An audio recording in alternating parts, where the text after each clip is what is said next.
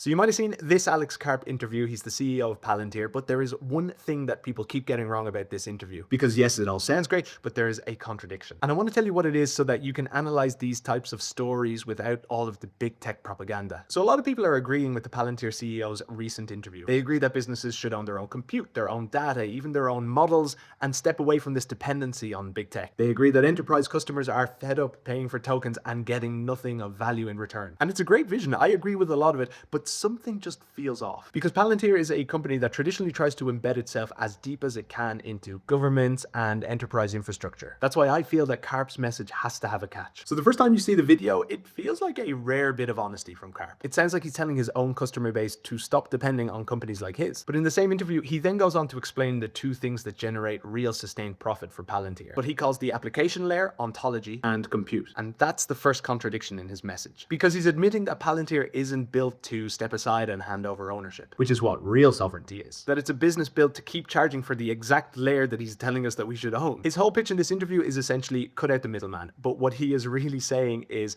make Palantir the middleman and get rid of the middleman that you're currently fed up with. So the clash here is selling someone data sovereignty and then actually giving them data sovereignty are two different things. And a quick disclaimer here, my company does offer cloud AI, but our ultimate goal is to make sure that any company can own and control their data and that we step aside. That's the difference between real sovereignty and what Karp is trying to sell us here. Because real sovereignty means that a company builds the thing and then gets out of the way. So yeah, Karp has kind of got the right message, but not quite the right execution.